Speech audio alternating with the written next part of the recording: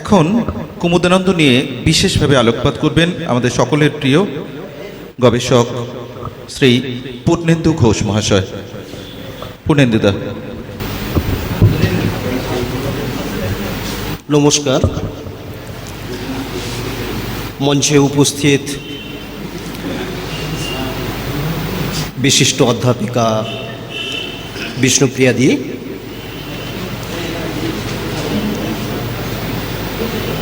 ঐতিহাসিক ইতিহাসবিদ পুরাতত্ত্ববিদ রজত সান্যাল মহাশয়, আমার বন্ধুসম সঞ্জয় ঘোষ সামাজিক নৃতত্ত্বের গবেষক, এবং আমি মনে করি এই সময়ের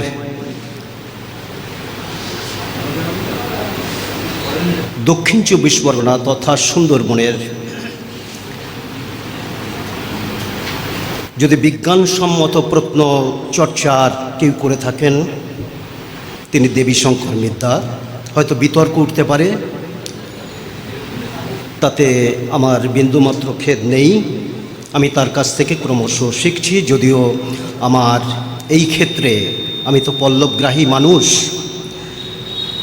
লিখতে লিখতে আমার চলে আসা, আমি অখণ্ড ২৪ পরগনার সমস্ত প্রত্নস্থল ঐতিহাসিক M.A. জব্বার থেকে নরোত্তম হালদার, প্রভাত ভট্টাচার্য, কুমারেশ দাস থেকে তাদের সকলের সান্নিধ্য পেয়েছি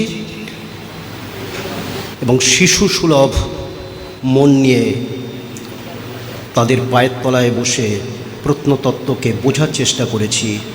আর সেই সঙ্গে সঙ্গে আমার জীবনটা যখন প্রতি পল অনুপলে পাক খাচ্ছিল, সেই পাকের মধ্যে, সেই বাঁকের মধ্যে নানা রকম জ্ঞান রাজ্যের বিভিন্ন শাখা প্রশাখায় বিচরণ করতে করতে আমার তুলনামূলক ইতিহাস চর্চা করার আমার ইচ্ছে তৈরি হয় এবং সেই জন্যেই হয়তো গল্প লিখতে লিখতে আমি এই ক্ষেত্রে এসে পড়ি। যদিও আমার প্রণম্য যারা শ্রদ্ধেয় এই ক্ষেত্রের যারা গুরু মহাশয় তারা আমার সামনেই বসে আছেন। তার মধ্যে আছেন প্রদীপ মুখোপাধ্যায়, বিশিষ্ট সাহিত্যিক, আছেন সলিল ঘোষাল, আছেন ইন্দ্রাণী ঘোষাল। তাদের ছায়াতেই আমার বড় হওয়া। যাই হোক, আমি খুব সংক্ষিপ্ত করে কতগুলো বিষয়, হ্যাঁ, এই কুমুদানন্দ সংখ্যাটি, সুচেতনার এই বিশেষ সংখ্যাটি প্রকাশের সঙ্গে সঙ্গে আপনারা পড়বেন নিশ্চয়ই। এই উপন্যাসটি আমার স্বপ্নে পাওয়া, স্বপ্নাদ্য বলতে যা বোঝায়, আমি অধার্মিক মানুষ, নিরীশ্বরবাদী জীবনযাপন করি। স্বপ্নটম্র সেই অর্থে বিশ্বাস করি না, কিন্তু আমি যখন ক্যানিংয়ের ইতিহাস নিয়ে কাজকর্ম করছিলাম সেই সময় প্রায়শই এই উপন্যাসটার কথা আমার মনে পড়তো, শুনতাম। কালিদাস দত্ত, ঐতিহাসিক কালিদাস দত্তের ছাত্র প্রভাত ভট্টাচার্য মহাশয়ের কাছে। তো এই রকম ভাবতে ভাবতে একদিন আমি সত্যিকারের স্বপ্নই দেখে ফেললাম। স্বপ্নটা অদ্ভুত ধরনের, যে আমি কলকাতার কলেজ স্ট্রিটের একটি ফুটপাত, কলকাতা বিশ্ববিদ্যালয়ের পাশের ফুটপাত ধরে হেঁটে যাচ্ছি এবং তারপর উপন্যাসের প্রথম দুটি আদ্যক্ষর আমি বইয়ের নিচে আত্মগোপন করে দেখি। তারপর ঘুরে গিয়ে যখন বইটা আমি টেনে ফেলি, বারবার মনে হচ্ছে এটা কুমুদানন্দ নয় তো, টানতে দেখি কুমুদানন্দ। আমি বিস্মিত হয়ে যাই। তারপরে আমার ঘুমটা ভেঙে যায়। কেউ বিশ্বাস করতে পারেন, নাও করতে পারেন। ঘুমটা ভেঙে যাওয়ার পরে আমি 8:30 9টার মধ্যে তৈরি হয়ে সামান্য 5-10 টাকা হাতে নিয়ে আবার কলকাতায় বেরিয়ে পড়ি। এবং বিশ্বাস করুন,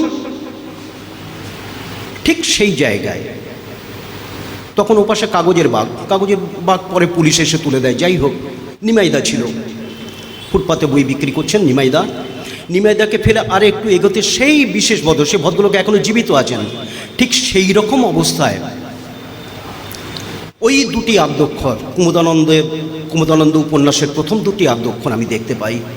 মনে হলো কুমুদানন্দ নয় তো, ঠিক স্বপ্নে যেরকম দেখেছিলাম এর একটু বর্গাকৃতিভাবে চক্কর মেরে মাথার দিকে গিয়ে বইটা টানতেই দেখলাম কুমুদানন্দ। আমি আজও বিশ্বাস করে উঠতে পারি না, এটা হয় কখনো স্বপ্নে দেখা। যাই হোক, এ তো ব্যক্তিগত ব্যাপার। এখন কুমুদানন্দ উপন্যাস নিয়ে আমরা সুচেতনা যে সংখ্যাটি করেছে সেটার অনেকগুলো দিক আছে। এক নম্বর দিক হলো সুচেতনা এই প্রথম দেখাতে পারল বাংলার ইতিহাস কে লিখিবে, তুমি লিখিবে, আমি লিখিব, সকলে মিলিয়া লিখিব। সাহিত্য সম্রাট বঙ্কিমচন্দ্রের এই যে তার সুসমাচার দিয়েছিলেন, সকলে মিলে লিখতে হবে, এই সকলকে নিয়ে গোষ্ঠীবদ্ধভাবে ইতিহাস সন্ধানে একটা উপন্যাসের বয়ান টেক্সট পড়ে ইতিহাসের সন্ধানে তন্ন তন্ন করে প্রচণ্ড পরিশ্রম, হাড় ভাঙা পরিশ্রম, শুকনো মানে করুণ কাজ। এই ইতিহাসে যেখানে বিশিষ্ট দুজন ঐতিহাসিক আছেন তারা জানেন, তারাও তো ক্ষেত্র সমীক্ষা করেন।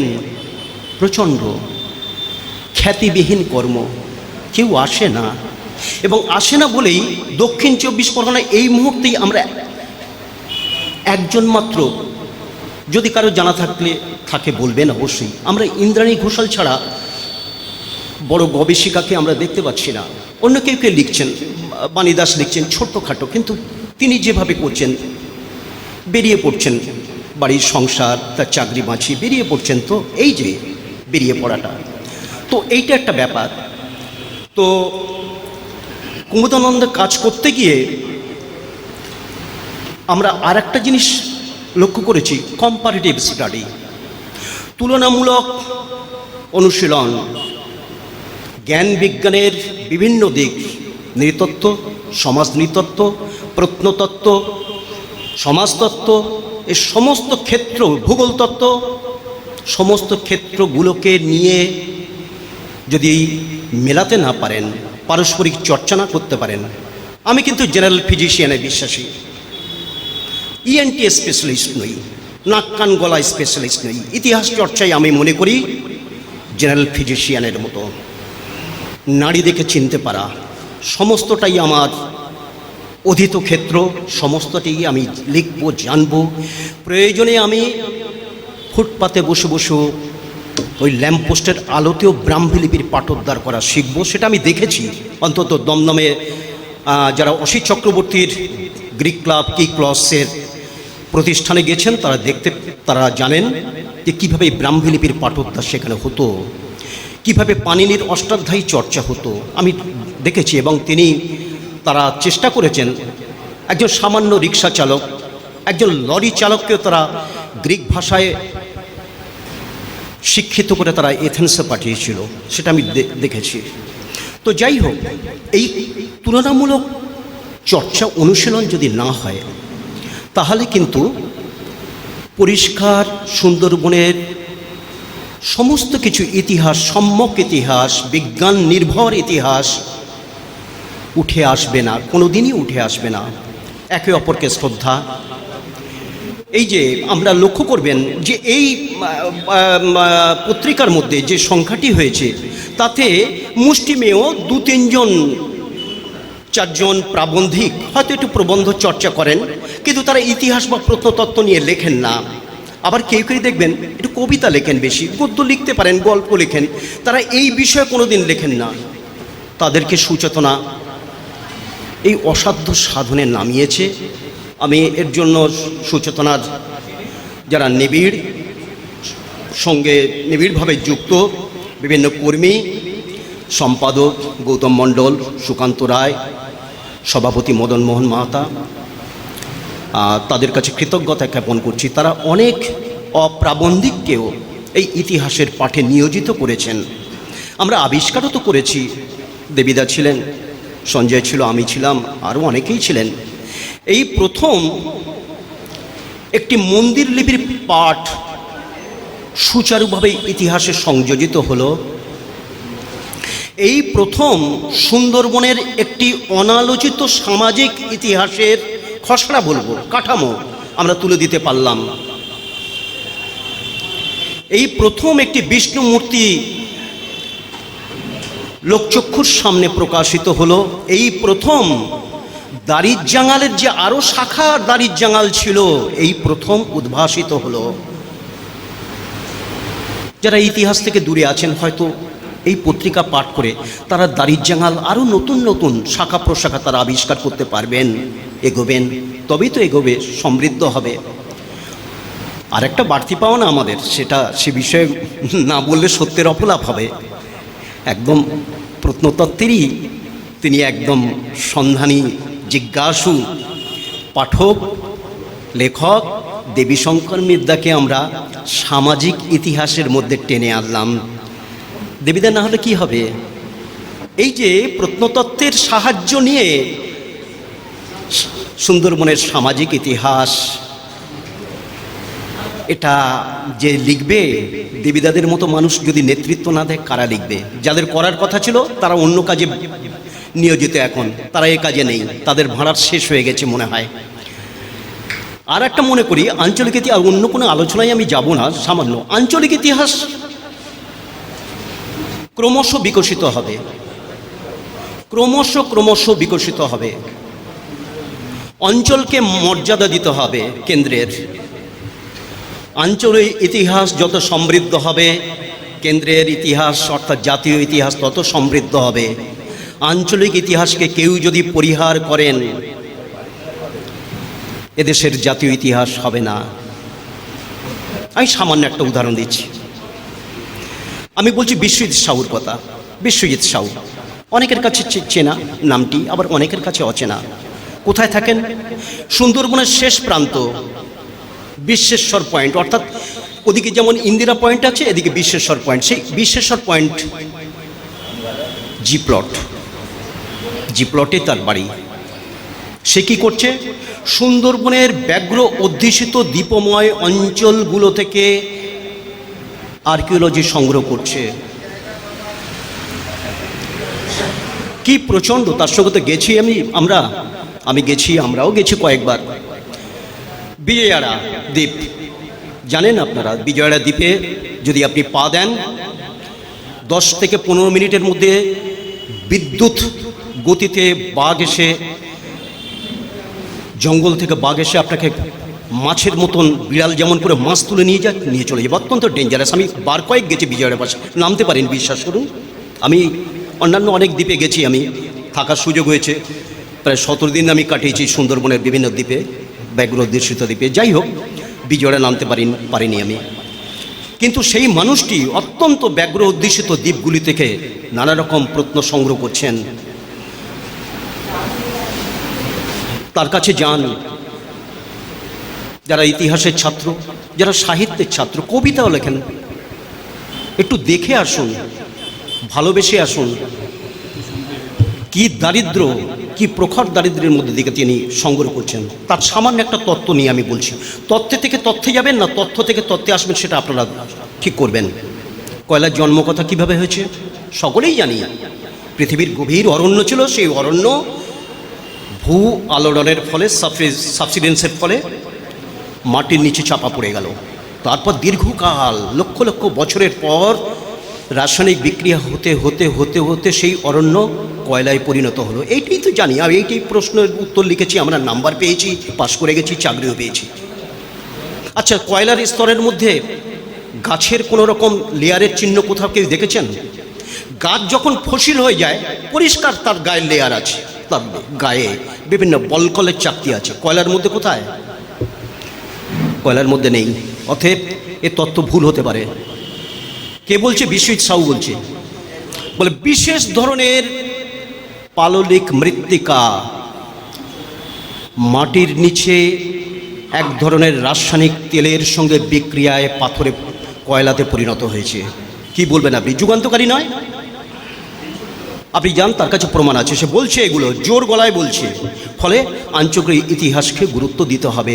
এরা কি বলতে চায়, হয়তো এর থেকেই অনেক থিসিস লেখা হবে, ডক্টরেট হবেন অনেকে, অনেক কিছুই পাওয়া যাবে। বা দেখুন সামনে হয়তো নিরঞ্জন মণ্ডল, সাহিত্যিক নিরঞ্জন মণ্ডল, তিনি সামাজিক উপন্যাস লিখছেন, তার মধ্যে অনেক ইতিহাসের অনেক ছিন্ন সূত্র রয়ে যাবে। 50 বছর, 100 বছর, 500 বছর পরে সেগুলো নিয়ে গবেষণা হবে। এইটুকু বলে সকলকে, যারা উপস্থিত আছেন তাদেরকে যথোচিত আমার শ্রদ্ধা পোষণ করে আমি আমার সামান্য বক্তব্য শেষ করছি। ধন্যবাদ।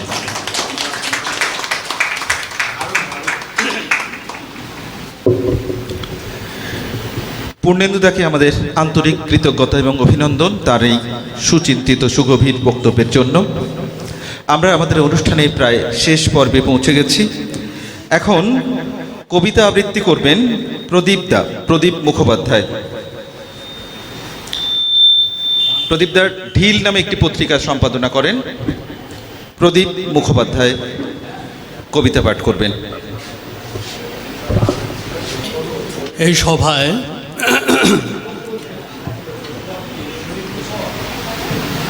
উপস্থিত রয়েছেন লোকসংস্কৃতির বিশিষ্ট মানুষরা। সেখানে আমার মতন একজন সামান্য মানুষ শুধু তন্ময় হয়ে শুনতেই পারে। আর আমার অত্যন্ত ঘনিষ্ঠ বন্ধু পূর্ণেন্দু, যার আর কি মস্তিষ্ক প্রসূত এবং স্বপ্নাদ্যক, যেটাও বলল, এই কুমনানন্দ উপন্যাসটি নিয়ে সুচেতনার এই বর্তমান সংখ্যা, এবং সেই সংখ্যাকে ঘিরে যে অভিনব কাজ, যে অভিনব পথ চলা, ঠিক আমাদের দেশে ক্ষেত্র সমীক্ষা করে একটি উপন্যাসকে চতুর্দিক দিয়ে ঘিরে ধরা, তার যে হিন্ডারল্যান্ড পরিপার্শ্ব, তাকে ঘিরে অনেক পেছনে চলে যাওয়া এবং সামনের দিকে এগিয়ে কিছু বার্তা দেওয়া, এটা সত্যি একটা অভিনব ব্যাপার। বিদেশে সাধারণত এই ধরনের কাজকর্ম হয়। একটি উপন্যাস লিখতে গেলে একটি বিশাল টিম, তাদের পয়সাও অনেক, তারা ক্ষেত্র সমীক্ষা করে একটি উপন্যাসকে হাজির করে। এই প্রথম বোধহয় এই বঙ্গে, আমি পূর্ববঙ্গের কথা জানি না, এই বঙ্গে এই ধরনের কাজ কিন্তু এই প্রথম হলো। এটা একটা অভিনব কাজ, এবং এর জন্যে বিষ্ণুপ্রিয়াদি যেটা বলেছেন এবং রজতবাবু যেটা বলেছেন, যে সত্যি অভিনন্দনযোগ্য। এই ধরনের কাজ পরবর্তীকালে অন্যান্য পত্রিকাকে অনেক বেশি সামনের দিকে এগিয়ে যাওয়ার বার্তা দেবে। তো যাই হোক, বিদগ্ধ আলোচনা তো শেষ হয়েছে। এরপরে তো সামনেই বসে আছে সলিল ঘোষাল, ওর কাছে আমরা গানও শুনবো। ইন্দ্রাণী আমার অত্যন্ত প্রিয় একজন গবেষিকা, সেও হয়তো কিছু বলবে। তার বইগুলো তো এই সুচেতনার দপ্তরে হাজির হলো। তা যাই হোক, এই রাস্তায় আসছিলাম শুভ জোয়ারদার, যিনি এর গানগুলোর মধ্যে দুটি গানকে নিয়ে সুরারোপিত করেছেন, এবং সেই সময়কার নির্যাসটা তিনি এই গানগুলোর মধ্যে দেওয়ার চেষ্টা করেছেন। বিপুল পরিশ্রম, অনেক দিক ভেবে, অনেক চিন্তা ভাবনা করে, রাগটিকে ঠিকঠাক রেখে, তালটিকে ঠিকঠাক রেখে এইটা করা, এটাও একটা অভিনব কাজ। এ কাজও কিন্তু এর আগে কখনো হয়নি। যাই হোক, যে দেবীদা বললেন যে গানের প্রয়োগ উপন্যাসে সাধারণত কমই হয়েছে, কিন্তু এক্ষুনি সলিল ঘোষাল আমাকে স্মরণ করিয়ে দিল যে তারাশঙ্করের যে উপন্যাস, সেই উপন্যাসেও তিনি অনেক গান ব্যবহার করেছেন। তা বা আরও কিছু, ইন্দ্রাণী ঘোষাল বলছিল পদ্মা নদীর মাঝিতেও গানের প্রয়োগ আছে।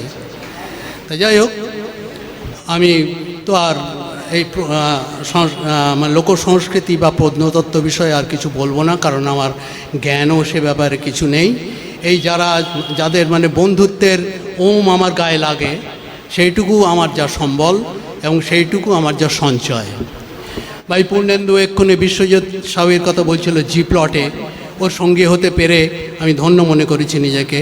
সত্যি বিশ্বজিতের যে সংগ্রহশালা, হয়তো বিষ্ণুপ্রিয়াদি বা রজতবাবুও হয়তো ওখানে গেছেন, গিয়ে সত্যিই দেখে অবাক হওয়ার মতন। আমি ইন্দ্রাণীকেও বলেছি যে ওখানে একবার যদি যায়, সত্যি অবাক হওয়ার মতো কাজ সে করেছে।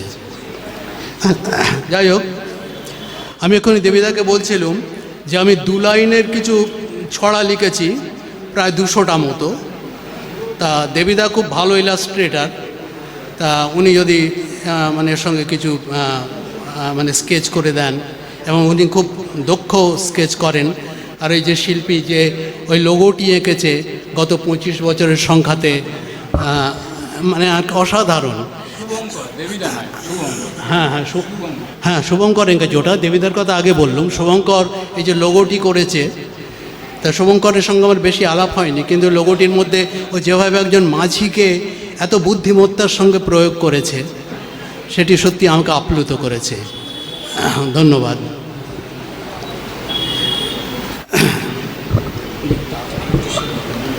একদম 5 মিনিট।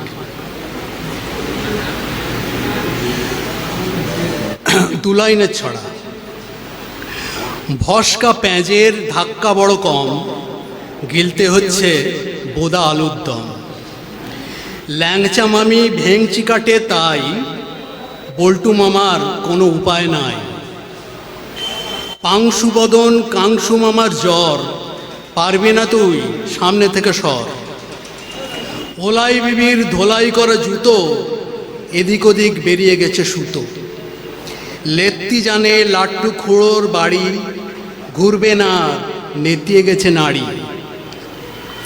চ্যাংড়া বাঁদর ল্যাংড়া আমের জুস, এক চুমুকে ফুইরে গেল ফুস। মুড়কি বলে কুমার বোঁদে ভাই, শোকেস থেকে চল পেইলে যাই। গাঁটটাকে আজ ঠাট্টা করার দিন, কিল্লাতি চড় করতেছে মিনমিন। ফ্যানের গুঁড়ো ম্যানেজ করে খেলে, হাঁটুর ব্যথা কমবে অবহেলে। রোবট দিদি যেই খুলেছে চুল, 3টে যোগেই বেরিয়ে গেল ভুল। খোলামকুচি পলিবাগের সই, ভাঙা খবর দেখাচ্ছে হই হই। পেরেক ফুটে বড্ড ব্যথা পায়ে, এই মরেছে লাগলো আবার দায়ে। কঞ্চি মামার 3টে নধর ছেলে, কোন কায়দায় এমন প্রাইজ পেলে। গাঁট কাটারা কাঁদতেছে ভেউ ভেউ, প্যান্টে তো আর গাঁট রাখে না কেউ। পিংলি ভায়া হিংলি গামের খোঁজ, পাচ্ছে না তাই নাটা ঝামটা রোজ। পাক বা না পাক নিয়ম করে বসা দরকার, বিবৃতিতে জানিয়ে দিচ্ছে খোদ সরকার। একটা পয়সা নেই আরে সেম সেম, বাদা বনে খুঁজতেছ ব্যাংক এটিএম। চোর পালালে বুদ্ধি বাড়ে, বউ পালালে লজ্জা। জানলা ছিল ফঙ্গ বেনে, বউ ভেজাতো দরজা। ধন্যবাদ।